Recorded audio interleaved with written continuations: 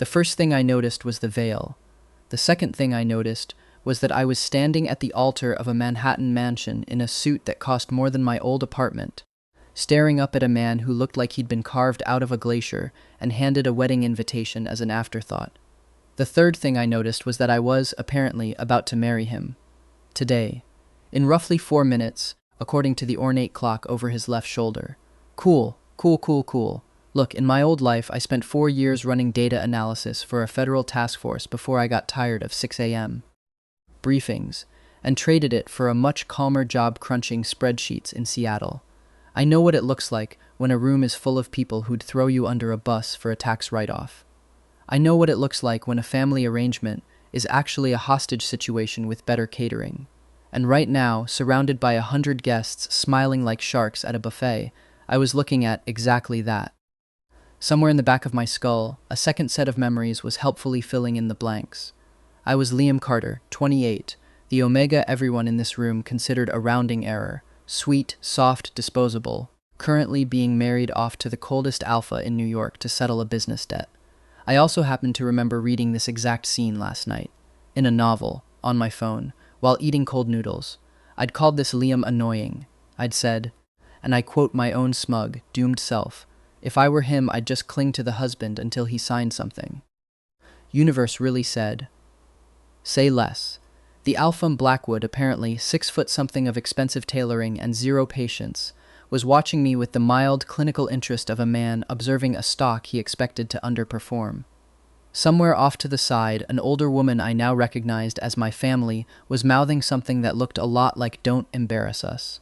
Here's the thing about panicking. It's exhausting, and I am, if nothing else, deeply committed to conserving energy. So instead of crying or fainting or doing whatever soft omega in distress thing the plot expected of me, I did what 4 years of federal training taught me to do with a room full of people who think you're the weakest one in it. I smiled. I smoothed my sleeve. And in a voice so calm it practically had cash flow projections attached, I said, before we start, I'd like to see the prenup, the real one, not the copy someone printed for optics. You could have heard a canapé drop. William Blackwood's expression didn't change, exactly. But something behind his eyes recalibrated, like a man who'd just watched his calculator start arguing back. You want to negotiate, he said slowly, at your own wedding. I want to survive it, I said. Negotiating's just how I do that. For one full, ringing second, nobody in that mansion moved, and that tiny, deeply satisfying second was the exact moment I decided I was going to enjoy being the villain's husband a lot more than the original Liam ever did. If you like husbands who read prenups instead of crying, hit follow. I promise this marriage only gets messier from here, and you don't want to miss the next part. Little did I know, this was only the beginning of the most chaotic marriage negotiation of my life, and possibly my death. Turns out, waking up in someone else's chaos comes with paperwork. A lot of paperwork.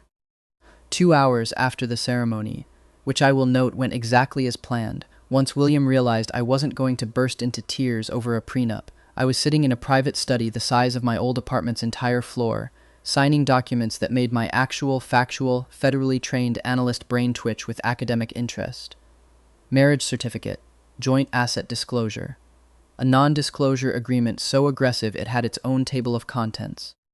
And buried on page 11, a clause labeled public presentation of the marriage, which, once I translated it out of lawyer, basically said, you smile, you nod, you don't embarrass the Blackwood name, and in exchange, you get a very expensive cage. Here's the situation, as inherited from my alarmingly gullible predecessor, Liam Carter, Omega, 28, only son of a once respectable finance family that had spent the last decade quietly bleeding money. The Carters owed the Blackwoods. Not past due invoice owed. If this doesn't get settled, someone loses a company and possibly a kneecap owed. And the cleanest way to settle a debt between two old New York families, apparently, was still the same way it had been for 200 years. Marry off the spare heir and call it diplomacy. Enter William Blackwood, 32. CEO of Blackwood Holdings, a real estate and investment empire with its fingerprints on half of Manhattan's skyline.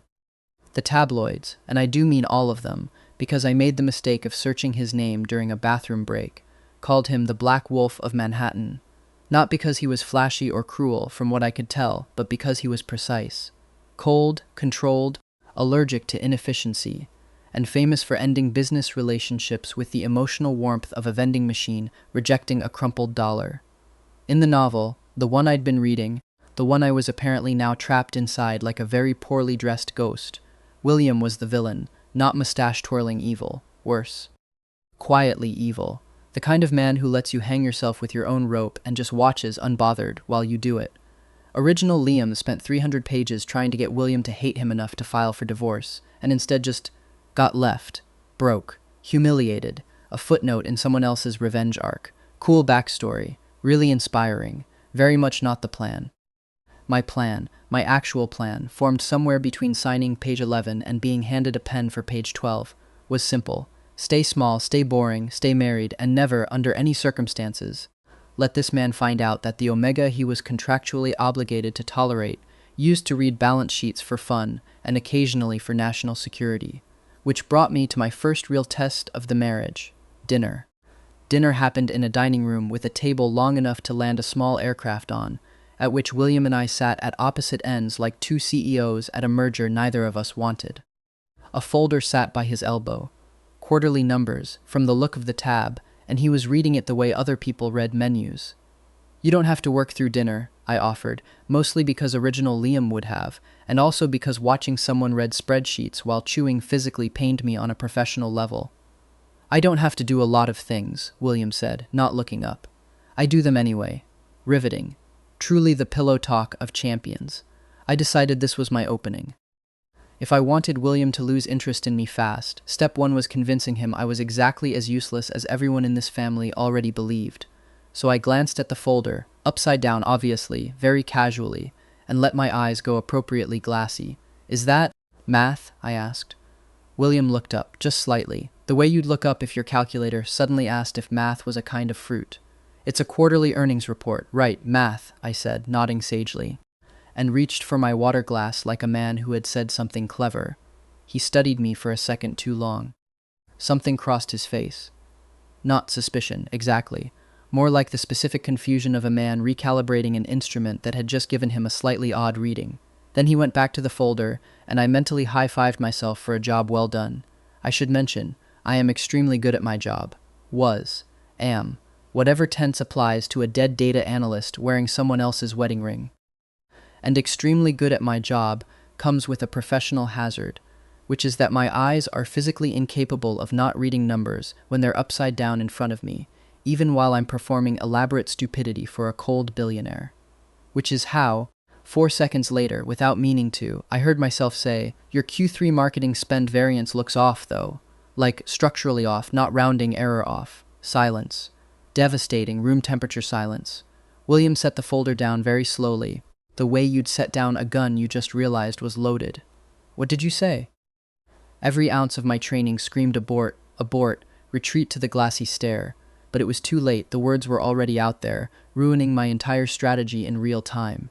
I panicked, which for me apparently looks like doubling down with confidence. I said, "The water's cold," I said. "For the wedding. Congratulations to us." William looked at me the exact way you'd look at someone who had very obviously not said that. He didn't push it. He just closed the folder, slid it half an inch further from my side of the table, and said mildly, "Noted," in the tone of a man filing something away for later. Great. Fantastic. I had survived approximately 6 hours of marriage and already blown my cover by roughly 9%. I was rescued from further self-sabotage by the study door banging open without so much as a knock, admitting a man in a wrinkled blazer, holding 2 coffees, and radiating the specific chaos of someone who has never once in his life been on time for anything. Sorry, traffic. Also, I got lost. Also, this building has too many identical hallways. Someone should sue, he announced, then spotted me and lit up like I was the first interesting thing that had happened all week. "Oh my God, you're real. You're the husband. Hi, I'm Nico." Nico Reyes, 30 years old, William's chief of staff, and the only person in the building who apparently owned a facial expression. He had the energy of a golden retriever who'd gone to business school, a coffee in each hand, and, I would come to learn, an encyclopedic memory for gossip that made him significantly more dangerous than he looked. "Nico runs my schedule," William said, by way of introduction, sounding faintly exhausted already. "I run his life," Nico corrected, dropping into the chair beside me uninvited. He'd forget to eat if I didn't put snacks in his calendar as strategic meetings. Anyway, you. He pointed at me with a coffee cup. I've heard things. Are the things true? Depends which things, I said carefully. That you asked to see the real prenup at your own wedding. That one's true. Nico turned to William with the delighted horror of a man watching a car crash in slow motion and thoroughly enjoying it. I like him. William did not look like he shared the sentiment. William looked like a man reviewing a security breach. He also, William said slowly, eyes flicking to me, seems to know more about quarterly variance reports than a person who called my earnings folder math 4 minutes ago. Nico's grin widened into something genuinely delighted. Oh! I smiled the smile of a man who had absolutely nothing to say for himself and was going to say it anyway. Lucky guess. William didn't answer. He just looked at me for one long, unreadable moment. The kind of look that made me distinctly aware I was no longer being filed under harmless. Somewhere down the hall, a phone started ringing, and Nico bolted up to get it, still grinning like this was the best day of his life. William rose too, buttoning his jacket, and paused at the door just long enough to say, without turning around, "There's a board dinner Friday, investors. People who will ask you questions. Should be easy," I said. "I'll just look pretty and say nothing." "Try," William said, "not to correct anyone's spreadsheets this time." The door clicked shut behind him. I sat there, alone, staring at my water glass, doing the math on exactly how badly Friday was going to go. Spoiler, worse than I thought. By Thursday, I had a plan. A real one this time. Something more sophisticated than call earnings reports math and hope for the best. If gentle stupidity wasn't going to get me divorced, I'd escalate. Every guide to surviving an arranged marriage, and yes, I'd spent an embarrassing amount of my new life Googling how to get a cold billionaire to leave you alone, results disappointing, agreed on one thing. Rich, controlled men hate mess, hate excess, hate anything that threatens the aesthetic of their perfectly curated life. So, mess it was. Round 1. The breakfast incident. I started small, at breakfast, in front of the household staff, which felt like the right amount of witnesses for maximum humiliation. I ordered 4 different entrees, ate approximately a third of each, and then, as the pièce de résistance, accidentally knocked my orange juice directly into William's lap while reaching for a croissant I did not need. "Oops," I said, in the flattest voice a human has ever produced the word oops in. I braced for irritation, maybe a sigh. Ideally, a muttered this marriage was a mistake under his breath, something I could use as ammunition later. William looked down at the juice spreading across his $3,000 trousers, with the mild interest of a man watching weather happen to someone else. Then he looked up, dabbed the spot once with his napkin, and said, without a flicker of annoyance, "You should eat more. You barely touched the eggs." I stared at him. "I just ruined your pants." "I have other pants." He waved over the household manager, an older woman named Greta, who materialized like she'd been standing exactly one polite distance away the entire time, and murmured something about switching to a lighter breakfast juice, apparently blaming the citrus acidity for the mishap, not me. Then he slid his own untouched plate of eggs 3 inches closer to my side of the table. "Eat," he said again, like it was a business directive. I looked at the eggs. I looked at him. Somewhere in my chest, a small panicked part of my brain went, "This man just took the blame for my sabotage and then fed me. This was not in the guide."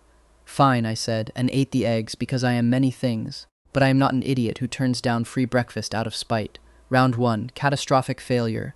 Round 2, the spending spree okay, new tactic, if mess didn't work, excess would. Nothing says, "Please regret marrying me," like a spouse who treats your bank account as a personal hobby. I spent Thursday afternoon doing what I can only describe as competitive shopping.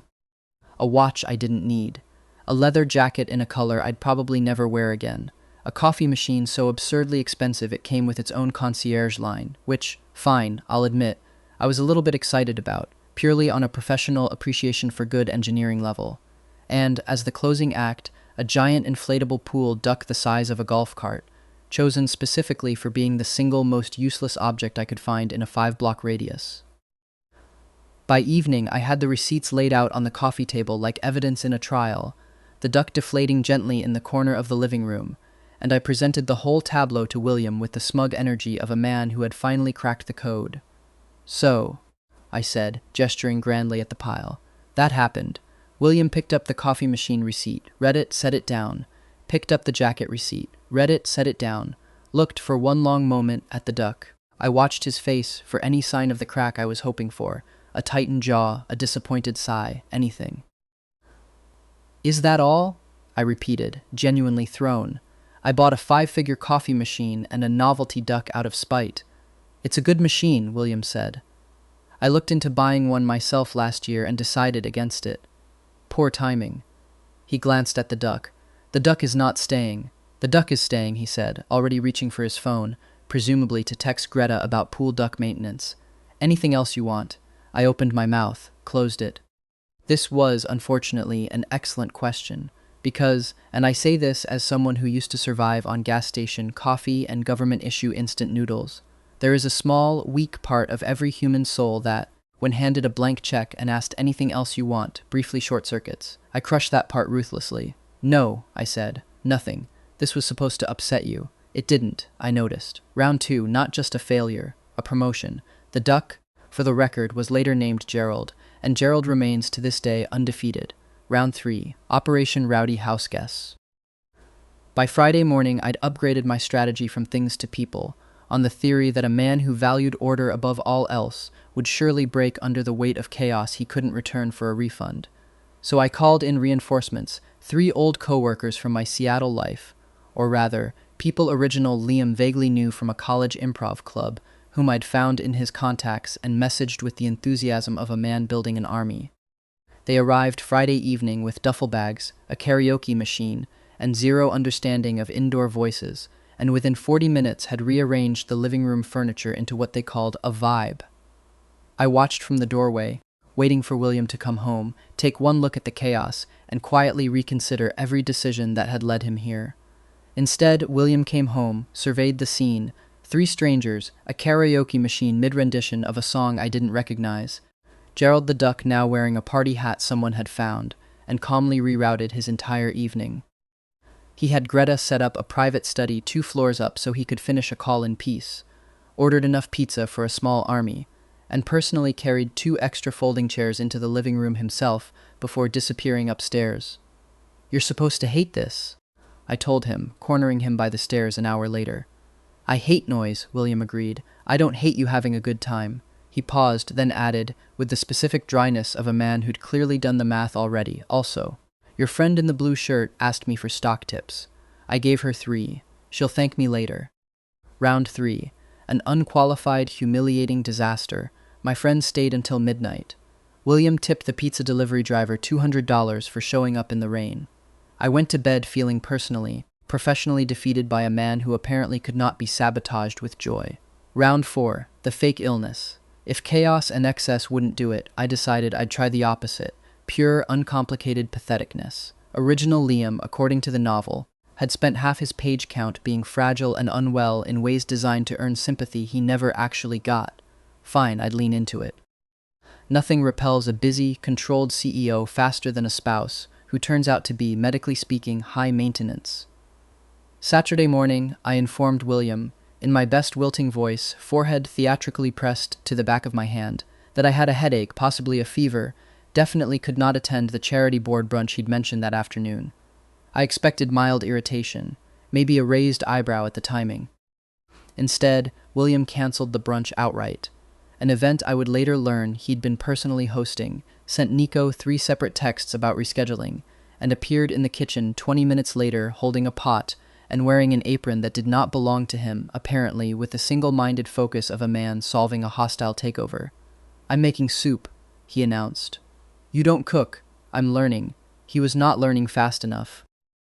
What arrived, 45 minutes later, in a bowl set carefully in front of me on a tray, was less soup and more a kind of gray, defeated porridge, the consistency of wet cement, with something suspiciously crunchy at the bottom that I chose not to investigate. I looked at the porridge. I looked at William, standing there in a flour-dusted apron, watching me with the same intense focus he probably gave a 9-figure acquisition, waiting for a verdict.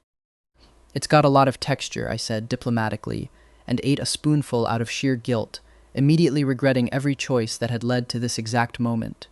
"Texture's good," William said, with the confidence of a man who had clearly never eaten actual soup in his life. I finished the bowl, all of it. out of a strange, unfamiliar sense of obligation I did not have time to examine, while William hovered nearby pretending not to hover, occasionally asking if I needed another blanket, like a man reading from a script he'd never rehearsed. Miraculously, my headache cleared up almost immediately afterward. Probably the porridge, frankly, shocked my whole system into recovery, and I spent the rest of the day slightly nauseous and thoroughly checkmated. Round 4. Catastrophic failure, plus mild food poisoning risk. Round 5. The almost blackout the investor dinner that evening was exactly as bad as advertised. A private room at some restaurant with more waitstaff than guests, 40 very rich people in very good suits, and me, strategically positioned next to William, like a trophy that occasionally spoke. I was doing great, honestly, nodding at the right moments, saying how fascinating to men discussing hedge fund performance with the enthusiasm of people discussing their children. I'd almost made it through the entire appetizer course without incident. Then a man 2 seats down, silver hair, signet ring, the specific smugness of someone who'd never once had a request denied in his life, leaned toward William with a glass of wine and said, conversationally, "Heard your new Omega's family owed you quite the debt, Blackwood. Must be nice, marrying yourself a discount." The table went quiet in that specific way rich people go quiet, polite, performative, thrilled underneath it. I felt my old instincts prickle to life, the ones trained to read a room full of people who thought you weren't listening. I could have handled this the boring way, bland smile, change the subject, absorb the hit like Liam Carter was supposed to. Instead, a waiter chose that exact moment to lean between us to refill a glass, and I noticed, with the part of my brain that apparently never fully clocks out, that his jacket didn't sit right over his left side. Wrong shape. Wrong weight distribution. My hand moved before my mouth caught up with it, closing lightly around his wrist as he reached across the table. "Careful," I said pleasantly, not letting go. "You're about to spill that." The waiter froze. For one full second, something passed between us. A flicker of recognition, the specific look of a person who's just realized they've been made. Before he laughed it off, apologized, and backed away a little too quickly toward the kitchen. The table resumed its conversation like nothing happened. Nobody else had noticed a thing. William had noticed everything.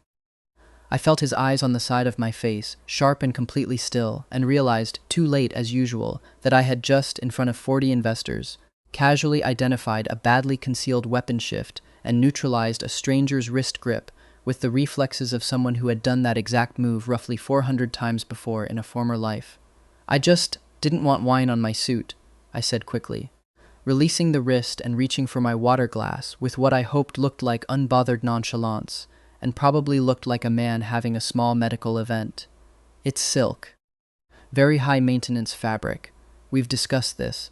The silver-haired man, mercifully, had already moved on to a different target, oblivious. William had not moved on to anything. He was still watching me with an expression I couldn't quite place. Not suspicion exactly. Recalibration. Like a man who'd just watched a houseplant defend itself. "That was a very specific grip," he said quietly, under the noise of the room. "For someone worried about silk, I took a self-defense class once," I said. For fun, it was a phase." He didn't push it. Not there, not with 40 investors watching, but he also didn't look away for a long moment, and I got the distinct, uncomfortable sensation of being a spreadsheet that had just returned a number nobody expected. "Quick question for you. If you were trying to scare off a cold, unbothered billionaire spouse, what would your move be? Bad cooking? A karaoke army? Drop your guesses below. I want to hear the chaos." Round 5. Catastrophic, top to bottom, 5-alarm failure. Not just of the get him to hate me plan, but of the much more important plan where nobody found out I used to be dangerous for a living. We didn't talk about it in the car home. William stared out the window the entire ride, jaw doing that thing where it wasn't clenched, exactly, just occupied, thinking. I stared very hard at my own hands and mentally reviewed every single decision that had led me to grabbing a waiter's wrist at a billion-dollar dinner over spilled wine. It wasn't until we were back at the penthouse in the elevator, doors sliding shut, that he finally spoke. "Liam." "That's my name," I agreed, very casually, staring at the floor numbers like they were fascinating. "You knock over juice at breakfast. You buy coffee machines and inflatable ducks out of spite.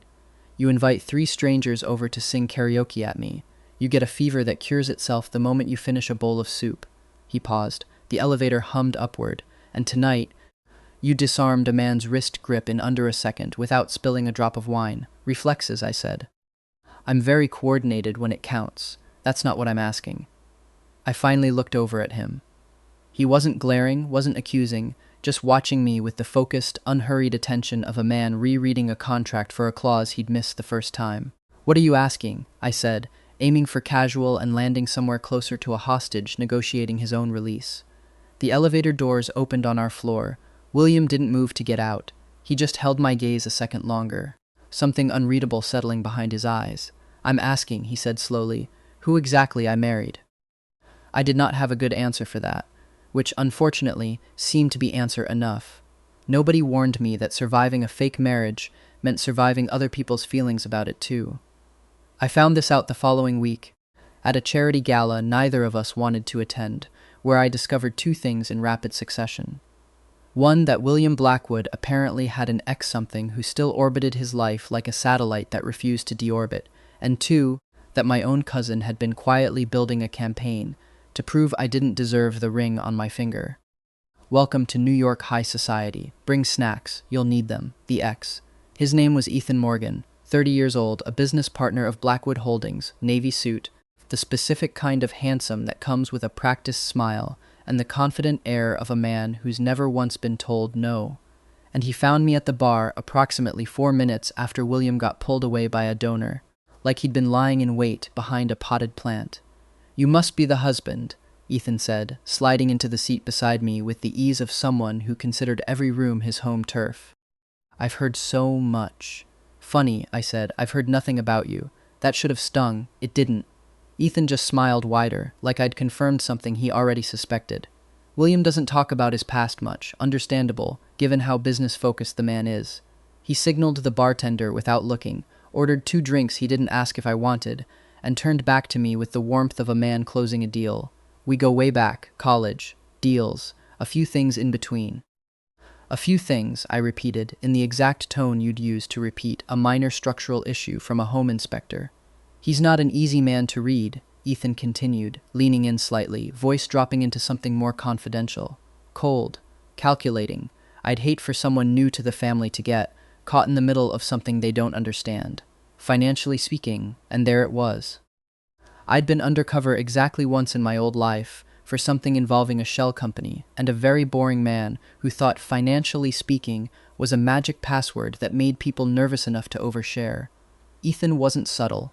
He wanted something, information, leverage, a foothold, and he'd decided the easiest route in was the soft, useless omega everyone assumed I was. I could have shut it down immediately. Instead, I did what any professionally lazy person does when handed free entertainment. I let him keep talking. Caught in the middle, I echoed, wide-eyed, nodding along like a man absorbing profound wisdom. That does sound scary. What kind of things? Ethan's smile sharpened, delighted, mistaking my blank stare for an open door. He spent the next 6 minutes, I counted, walking me through an entirely unprompted, remarkably detailed account of a supposed restructuring opportunity at Blackwood Holdings that would, quote, benefit everyone involved, especially someone smart enough to see which side to be on. By minute 5, he'd mentioned a specific board vote. By minute 6, he'd said the words, if William's distracted with the marriage out loud, at a party, to a stranger, like a man who'd never once considered that walls have ears and marriages have husbands. I sipped my drink and let him finish. Then I smiled. That's so interesting, I said sweetly, because William's standing right behind you. Ethan did not, in fact, believe me. Right up until William's voice, flat and unbothered, said from directly over his shoulder, please, continue. I'm very curious about this restructuring opportunity. Ethan's face did something complicated and unflattering, somewhere between a smile and a man watching his own exit strategy evaporate in real time. William hadn't raised his voice. He didn't need to. He simply set a hand lightly on the back of my chair, a small, deliberate motion, the kind of thing that read to an entire ballroom as he's mine, back off, and looked at Ethan with the patient, unhurried calm of a predator that already knew how this ended. I didn't say anything you don't already, Ethan started. You said if William's distracted with the marriage, I offered helpfully. Word for word. I'm good with details. William looked at me sideways, something flickering behind the ice, not quite a smile, but close enough to make my pulse do something inconvenient. You let him talk that long on purpose. I wanted to see how big the shovel was before he finished digging, I said. Turns out, industrial-sized. Ethan mercifully had the sense to excuse himself before William said anything further, muttering something about finding another drink and not making eye contact with either of us on the way out. I watched him go, filing away the specific, telling way his shoulders had tensed at the mention of a board vote, like a man reporting to someone, not just improvising on his own. William didn't move his hand off my chair for a long moment. You could have told me immediately, he said. And miss him incriminate himself in a full paragraph? Absolutely not. That's just bad content management. He exhaled through his nose, that almost law again. And I decided, watching him watch Ethan's retreating back with the sharp, assessing focus of a man recalculating a threat, that I liked this version of William. The one who put a hand on my chair in front of a room full of investors and didn't bother explaining why. The cousin. If Ethan was a problem I could outmaneuver with patience, my cousin Olivia was a problem I'd apparently been dealing with since long before I got here. Olivia Carter, 31, Beta, my cousin and the family's backup heir, the one who'd spent years being the reliable Carter, while original Liam got treated like the family's expensive mistake, found me by the dessert table. Dressed in something so precisely elegant, it looked less like an outfit and more like a mission statement. Liam, she said, air-kissing a cheek without touching it, the socialite equivalent of a warning shot. You look well. Marriage agrees with you.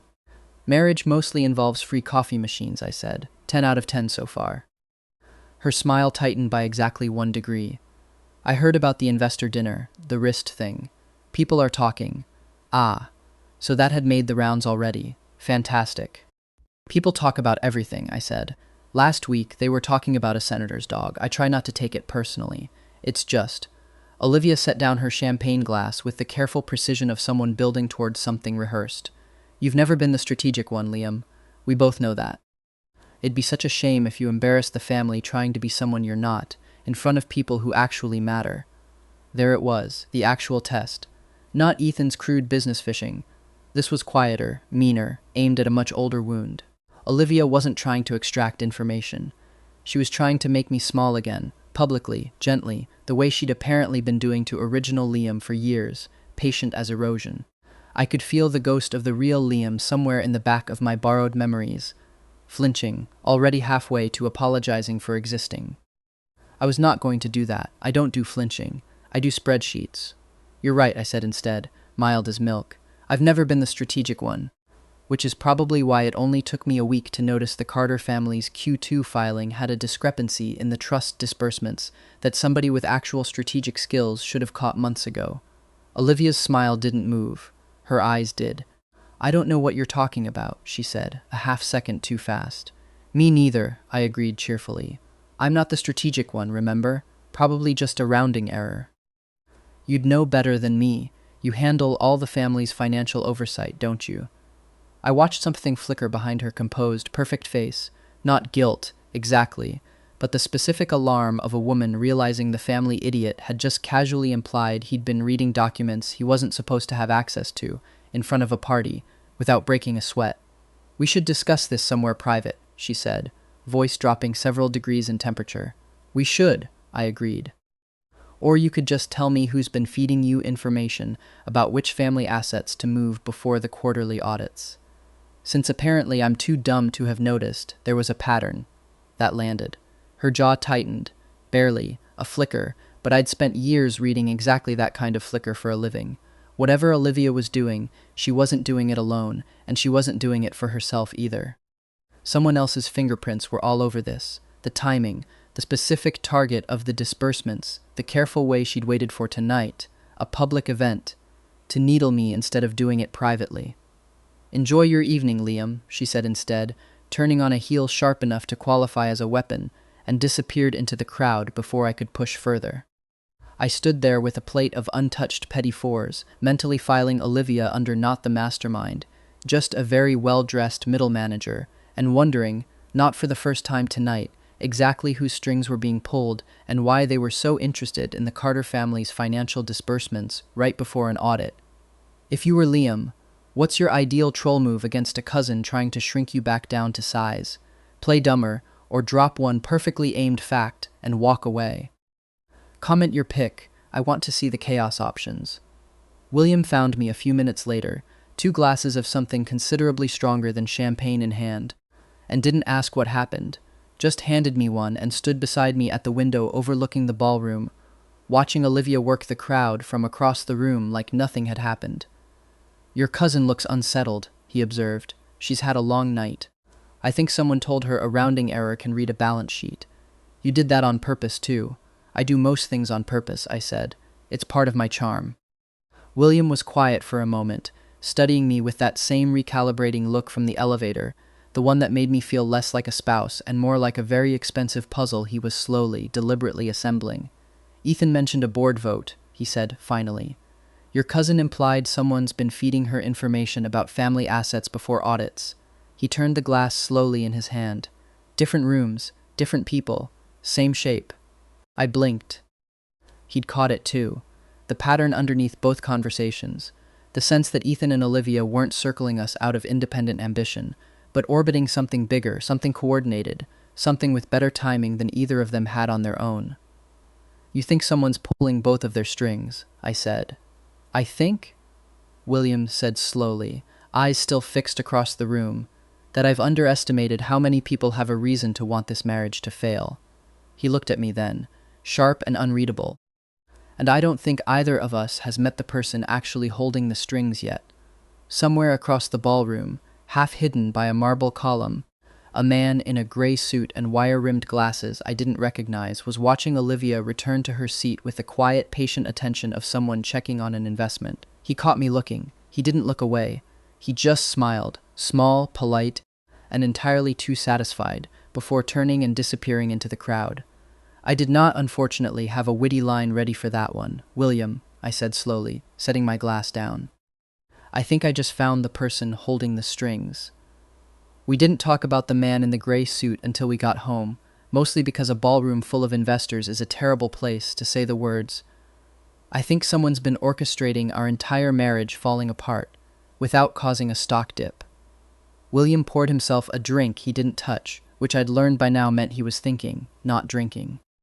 I sat on the arm of the couch, not properly on it, because sitting properly required commitment I didn't have energy for after a night of verbally disarming 2 separate saboteurs, and watched him turn something over in his jacket pocket.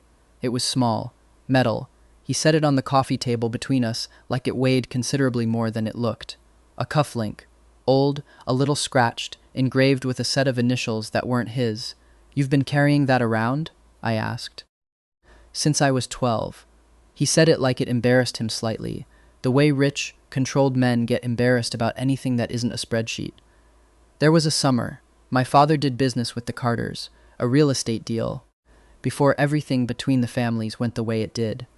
I was sent to some children's function I didn't want to be at, bored out of my mind. A kid a few years younger than me found me hiding behind a hedge, avoiding a magician nobody had asked for. Something in my chest did a small, unauthorized flip. He gave me half his sandwich," William continued, "informed me the magician was, quote, definitely just doing card tricks he learned from a YouTube video, and then talked my ear off for 2 hours about how boring rich people parties were, which, coming from a kid at a rich people party, struck me as either very stupid or very honest." A pause. "He lost a cufflink helping me climb back over the fence to avoid his aunt. I kept it. I don't entirely know why." I stared at the cufflink. Something distant and buried in the tangle of memories I'd inherited, not mine, not really, but close enough now that the line had blurred, stirred awake. A hedge, a magician, a very long, very earnest rant about YouTube card tricks, delivered to a stranger because original Liam, even as a kid, apparently could not resist an audience. "That was you," I said slowly.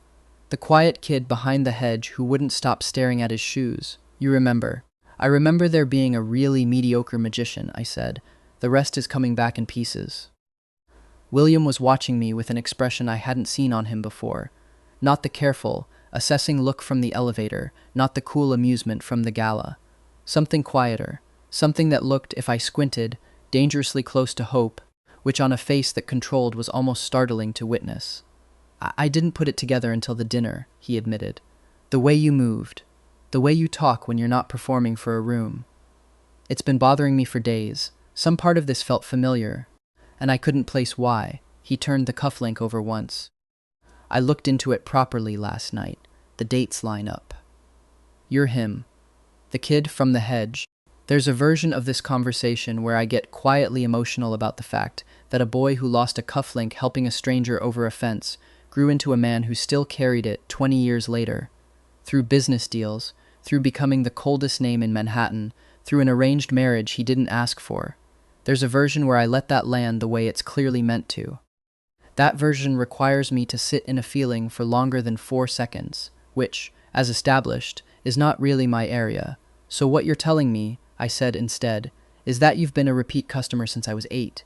Loyalty like that usually earns frequent flyer miles. William blinked. Something in his shoulders loosened, the corner of his mouth twitching in that almost smile he apparently rationed like it cost him something. I don't think there's a rewards program for this. There should be. Married the same guy twice, 20 years apart, still hasn't figured out he's disarming waiters for fun. I picked up the cufflink, turned it over in my palm, small, worn smooth at the edges from years of being carried by a boy who apparently never let go of things he cared about. You kept this for 2 decades and never tried to find me? I didn't know your name, William said. Just that you talked too much, and had strong opinions about magicians. A beat. By the time our families reconnected, and I learned who I was actually marrying, I told myself it was a coincidence. I don't put much faith in things like fate. And now? He looked at me for a long moment, quiet in a way that made the whole penthouse feel smaller, closer, like the space between us had been steadily narrowing since the moment I knocked orange juice into his lap, and he'd fed me his eggs anyway. Now, he said, I'm reconsidering. Here's the thing about being handed proof that the universe apparently plotted this exact collision 20 years in advance. It makes it very hard to keep pretending this marriage is just a debt settlement with good catering. It makes the last 2 weeks, the coffee machine, the eggs, the pool duck named Gerald, the truly regrettable porridge, the hand on my chair at the gala, feel less like a cold CEO being unexpectedly, inconveniently decent to his fake husband, and a lot more like something that had been quietly, stubbornly waiting to happen for 2 decades, which was deeply, catastrophically inconvenient for my plan of staying uninvolved and eventually slipping out of this marriage unscathed. For the record, I said, mostly to break the silence before it did something embarrassing to my composure. If this is fate, fate has terrible timing. I was really building momentum on the get William to hate me plan. You were, William agreed. It wasn't working, I noticed, deeply humiliating. I bought a coffee machine and an inflatable duck for nothing. Gerald stays. That's not the point. The almost smile again, fuller this time, enough that I felt distinctly unfairly outmatched by a man who apparently only needed to be barely amused to be devastating about it. He reached over and closed my hand around the cufflink, his fingers warm over mine for exactly 1 second longer than necessary, and didn't say anything else about fate, or hedges, or 20 years of carrying around a stranger's lost cufflink like a promise he hadn't known he was keeping. He didn't have to. I got the message. I was still holding it, still trying to figure out what my face was supposed to be doing, when Nico burst through the study door without knocking, a personal specialty of his, phone in hand, out of breath, all traces of his usual golden retriever cheer completely wiped from his face. Okay, don't panic, he said, in the exact tone of a man about to deliver news that guaranteed panic, but the guy from the gala, gray suit, glasses, gave Liam the world's creepiest smile. I just pulled his badge records. And? William asked, already rising. Nico turned his phone around.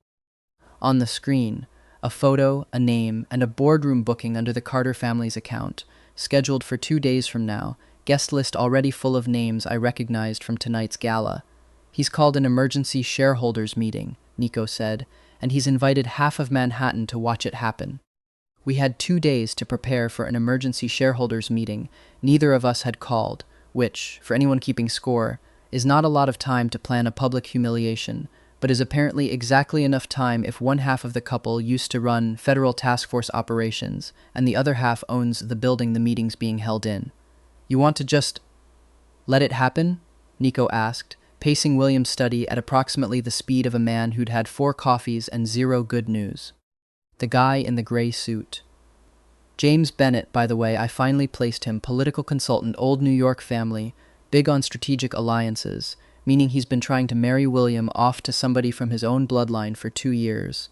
He's got Olivia feeding him Carter financials, and Ethan feeding him boardroom gossip. He's going to stand up in front of half of Manhattan and call Liam a liability.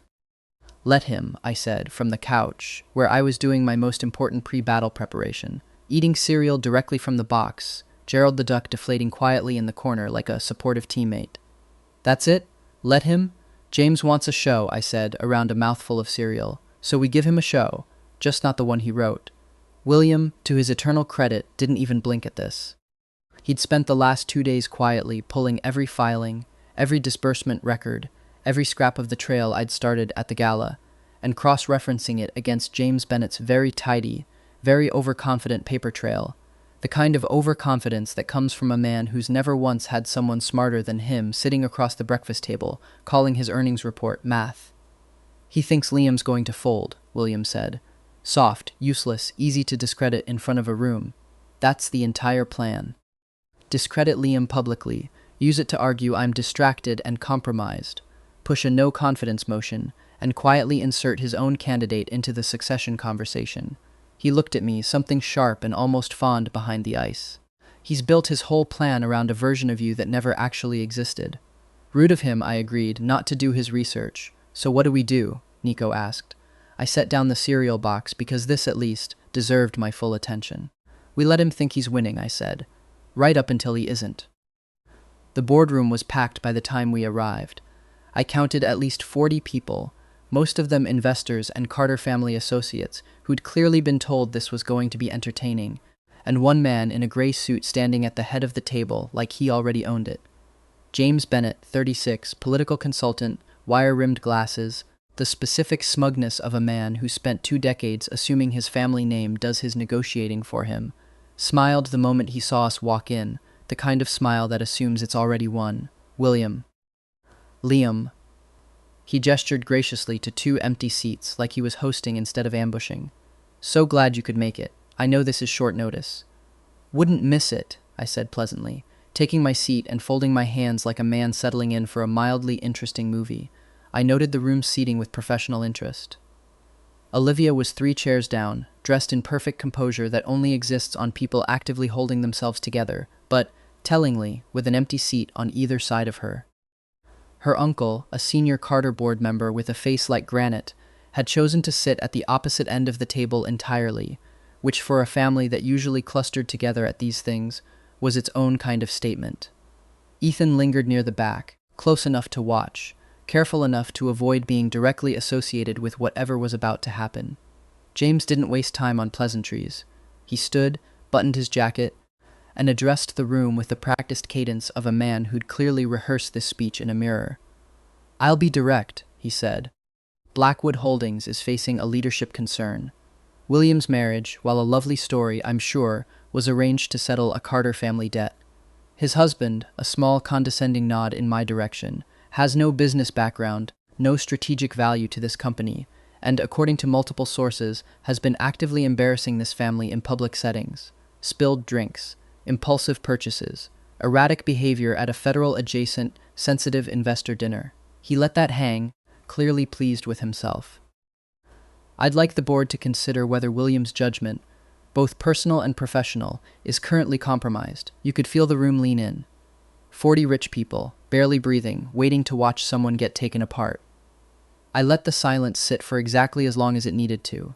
That's a very thorough character assessment, I said finally, for someone who's never had a single conversation with me longer than 4 minutes. I don't need a conversation, James said smoothly. I need results. And so far, all I've seen is a husband who can't tell the difference between a leveraged buyout and a boat. A ripple of laughter went through the room, some of it real, most of it the nervous kind rich people do when they're not sure who's winning yet. I let it happen. I even smiled because honestly, in hindsight, the boat thing was pretty funny. You're right, I said once it died down. I did say that. In fairness, I also said it in front of my husband in a moving car, not in a room full of investors trying to stage a coup, so I'd argue the delivery matters. I reached down and pulled a laptop out of my bag, setting it gently on the table. Since we're doing character assessments, though, mind if I go? James's smile flickered just slightly. By all means. I turned the laptop around. On the screen, a clean, simple spreadsheet.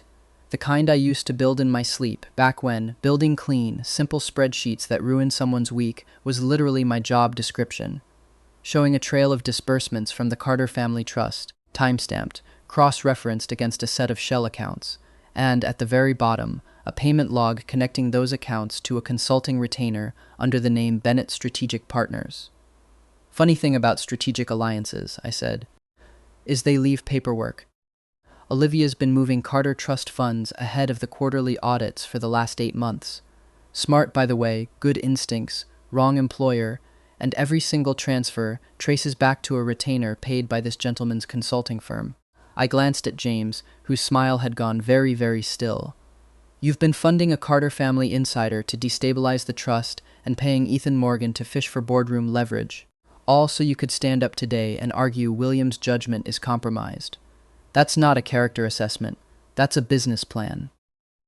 A pretty expensive one, actually. I did the math on the drive over. You've spent more destabilizing this marriage than most people spend on an actual wedding. The room, which had been leaning forward for James a minute ago, was now leaning forward for an entirely different reason. That's fabricated, James said too quickly, the smoothness cracking at the edges. Circumstantial at best. It's really not, Nico chimed in cheerfully from the doorway, holding up his own tablet like he'd been waiting all week for this exact moment. I forwarded copies to legal and to 3 board members this morning, time-stamped, so nobody can claim it showed up conveniently late. Also, fun fact, the shell accounts are registered under an address that traces back to your sister's law office. Small world. James's face did something complicated. Somewhere down the table, Olivia had gone very pale, staring at her own hands. And then, quietly, decisively, in a way that landed harder than anything I could have said, her uncle, the granite-faced board member at the far end of the table, closed the folder in front of him, stood and simply moved his chair back a few inches from the table, angling himself away from her without a word. It was a small gesture. It was also, in a room full of people who'd spent their whole lives reading exactly that kind of small gesture, unmistakable. 2 more Carter associates followed suit within seconds, shifting their seats, their attention, their loyalty, in real time, in front of everyone. Olivia sat alone at her end of the table, in a dress that had cost more than most people's rent, looking, for the first time since I'd met her, genuinely, publicly small. Ethan, near the back, had already started inching toward the door with the specific urgency of a man who wanted to be anywhere else on earth. James tried one more time, chin lifting, voice pitched for the room instead of for us. Even if any of this were true, which I'm not conceding, it doesn't change the fact that this marriage was built on a debt, not a partnership. That Omega has no place. Careful, William said. He hadn't raised his voice, he hadn't needed to. Every head in the room swiveled toward him the way rooms do when the most powerful person in it finally decides to speak, and he rose from his chair slowly, buttoning his jacket with the unhurried calm of a man who had never once needed to shout to be terrifying. You've spent 2 days building a case that my husband is a liability, William said, using evidence you paid for, from people you manipulated, presented to a room full of my shareholders like it was a favor to me. He let that land, eyes never leaving James. The only actual liability in this room is a consultant who thought he could destabilize a 200-year-old family and a multi-billion-dollar holdings company, and not leave a paper trail a first-year analyst could follow. A pause, just long enough to be cruel. He found it in an afternoon. Between grocery shopping and a nap, from what I understand. There was a nap, I confirmed. Very restorative. That got a real laugh this time. The kind that spreads, unstoppable, through a room that had just watched the balance of power flip in under 5 minutes. James looked around at 40 faces no longer looking at him like a man in control, but like a man who'd just been caught cheating at his own game, badly, in public, with receipts. This meeting, William said, is adjourned.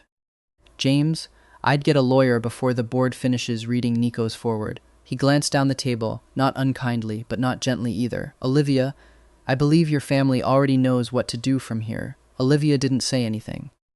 She just stood, gathered her things with as much dignity as a woman can manage while 40 people, including 3 of her own relatives, deliberately avoid her eyes, and left without a word, not humiliated by us, exactly, just by the sheer, undeniable weight of her own paper trail, laid bare in a room full of people she'd spent years trying to impress, and who had just, wordlessly, decided she wasn't worth the effort anymore.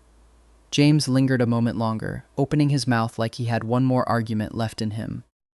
Then he seemed to notice for the first time that not a single person in that boardroom, not his allies, not his sister's firm, not one of the investors he'd invited to watch this exact scene, was looking at him with anything other than mild, retreating embarrassment, the specific social death of a man who'd promised everyone a show and delivered himself as the punchline instead. He left without another word. Be honest, was that takedown satisfying enough? Or do you think James got off a little easy? Drop your verdict below. The room cleared out in stages, investors murmuring to each other in the specific tone of people who'd just witnessed something they'd be retelling at dinner parties for months. Nico practically skipped out to go supervise the paper trail forwarding situation, which I suspected mostly meant gloating to legal, which left me, William, an empty boardroom, and a laptop I closed with significantly more satisfaction than the situation strictly warranted. You did the math on the drive over, William said, once the door clicked shut behind the last straggler. I did the math on the drive over, I confirmed. Multitasking. It's a skill.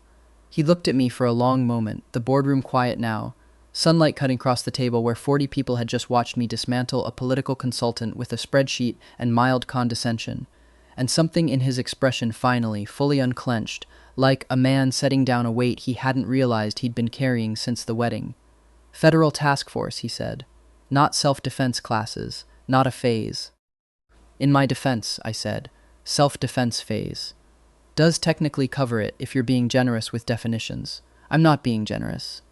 No, I agreed, closing the laptop the rest of the way. I don't suppose you would be. He didn't look angry about it, though. He looked amused, mostly, and something warmer underneath that, watching me the way you'd look at a puzzle that had just, finally, entirely fallen into place. We should talk, he said, about exactly how much of the last 2 weeks was you being genuinely terrible at pretending, and how much was you being extremely good at something else entirely. Can we talk about it somewhere with food, I said. I used a lot of brain calories embarrassing a consultant today. I need a snack and possibly a nap. William huffed that almost law again, already reaching for the door. The nap comment really did land, by the way. I know, I said. I workshopped it in the car, too. 2 months after the boardroom incident, during which James Bennett quietly resigned from 3 separate advisory positions, Ethan Morgan took a sabbatical nobody expected him back from, and Olivia sent one extremely stiff apology email that Nico printed out and taped to the office fridge under the label Historical Diamond. I found myself lying face down on William's ridiculously expensive couch, informing him that our marriage contract was, technically, about to expire. You're bringing this up, William said from the doorway, still in his work clothes, while lying upside down. Multitasking, I said, from where my head was hanging off the couch cushion, at an angle that was doing nothing for my dignity or my blood pressure. The original arrangement was for 1 year. We're closing in on it. I figured someone should mention the, what do you call it in your world, the renewal terms. I said it as a joke, mostly. Okay, entirely. I'd had exactly zero intention of actually discussing an exit clause. I just wanted to see what his face did when I said the words renewal terms, like he was a magazine subscription. His face did not do what I expected. William set down his briefcase very carefully, like a man buying himself time, and reached into his jacket pocket. And here's where the CEO of Blackwood Holdings, the Black Wolf of Manhattan, a man who had once stared down 40 investors without blinking, actually fumbled, dropped the small box once, caught it against his knee, muttered something under his breath that sounded suspiciously like a curse word usually reserved for failed quarterly earnings. I sat up so fast I nearly gave myself whiplash. Are you? Don't, William said, still crouched, still slightly pink around the ears in a way I was never, ever going to let him forget. Say anything until I've said this properly. I had a version planned. It involved a restaurant. This is better than a restaurant. This is me on one knee having dropped the ring twice. Yeah, I agreed. Much better than a restaurant. He exhaled, opened the box the rest of the way. A ring, understated, exactly the kind of thing a man who reads earnings reports at dinner would pick, careful and deliberate, and looked up at me with none of the boardroom composure, none of the ice, just a man who'd apparently rehearsed something and thrown all of it out the window the second I said renewal terms like an idiot. I don't want a renewal, he said. I want the real thing. I've wanted it since the hedge, if I'm honest. I just didn't know your name yet. A pause. Marry me properly, not because of a debt. Because I genuinely cannot picture a version of my life anymore that doesn't include someone calling my earnings report math. I looked at the ring. I looked at him, still slightly pink, still visibly bracing for a joke. How much is in the joint account these days? I asked, hypothetically. William huffed the almost law, relief written all over him even as he rolled his eyes. All of it. Same as before. Then yes, I said. Obviously yes, I wasn't going to say no to a man who dropped a ring twice out of nerves. That's basically a war crime against my heart, and he was laughing. Actually laughing. The real kind, rare enough that I felt smug just witnessing it. As he slid the ring on and pulled me down onto the couch with him, into a kiss that tasted a little like victory, and a little like a man who'd been carrying a cufflink around for 20 years, finally setting the weight down. The wedding, the real one, happened 3 months later at a place upstate with too many flowers and exactly the right amount of chaos. Nico cried during the vows and blamed allergies. Greta, William's household manager, brought a homemade cake that put the professional caterers to shame and never let either of us forget it. William's grandmother, a tiny, terrifying woman named Dorothy, who I'd met exactly twice, and who I was fairly sure could dismantle a hostile takeover with a single raised eyebrow, pulled me aside before the ceremony to inform me, with total seriousness, that I was the first person to ever make her grandson laugh at a dinner table, and that if I ever hurt him, she knew several very efficient lawyers. Noted, I told her. For the record, I'm the one who's usually getting sued in this relationship. Metaphorically, Dorothy looked delighted. William looked mortified. Gerald the duck, dressed for the occasion in a small bow tie Nico had apparently commissioned specifically for this event, sat proudly by the gift table. I considered it, on the whole, a successful first impression. Married life, it turns out, is mostly a series of small, ongoing negotiations, which, as a man who once spent 4 years negotiating with much scarier people over much higher stakes, I found deeply, comfortably manageable. The remote control situation, for example, remains unresolved. William believes evenings are for reading quarterly reports. I believe evenings are for a specific true crime documentary series he pretends to hate, and definitely does not hate, given how quickly he stopped protesting once I started narrating along with the ominous narrator voice. We have reached a truce involving me narrating badly enough that he eventually just takes the remote himself to make it stop, which, if you think about it, means I win every single time. Then, there was the second great soufflé incident. The first one is not, and will never be, discussed in this household, in which William, insistent that he had improved since the porridge disaster, set off the smoke alarm so thoroughly that our dog, a rescue named Waffles that Nico talked us into adopting, and who has never once looked at William with anything but deep, unshakable suspicion, refused to enter the kitchen for 2 full days afterward. I ordered takeout, ate it on the counter while William stood in the wreckage of his failed soufflé looking personally betrayed by an oven, and informed him that some skills simply aren't meant to be learned by men who think medium heat is a suggestion. I built a real estate empire, he said, staring at the smoke detector. You also once fed me porridge that fought back, I said. Some men build empires. Some men should stay in their lane. Both can be true. That porridge saved our marriage. That porridge nearly ended me. Most mornings now snowflaking like this. William gets up at some unreasonable hour to read something with numbers in it. I stay in bed exactly as long as physically possible, occasionally shouting requests for coffee down the hall like a man who has fully unapologetically embraced marrying rich. He brings the coffee anyway, every time, and sits on the edge of the bed reading me the headlines like I'm an incredibly lazy, incredibly loved houseguest who never plans on leaving. Which, honestly, I don't. Every so often, when I fake a headache to get out of some tedious dinner I don't feel like attending, William gives me a long, knowing look over the top of his coffee cup, the specific look of a man who once made me an entire pot of medically dubious porridge over a fake fever and has never quite forgiven either of us for it, and says without fail, just tell me you don't want to go. I'll cancel. You don't need the symptoms anymore. He's right every time. I do it anyway. Some traditions are sacred. I spent a long time, a whole different life, technically, thinking the safest way to survive was to be smaller than I actually was. Turns out the trick was never disappearing. It was finding the one person who liked what was left over once I stopped hiding it. Waffles still doesn't trust William. Gerald the duck, for his part, has fully retired to the guest bathroom, where he now serves, according to Nico, as emotional support inflatable. Some things take time. Some things never need to change at all.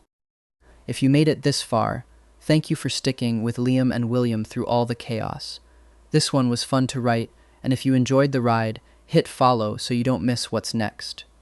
Trust me, this won't be the last set of two idiots I fall in love with writing. Drop your favorite moment in the comments. I read every single one.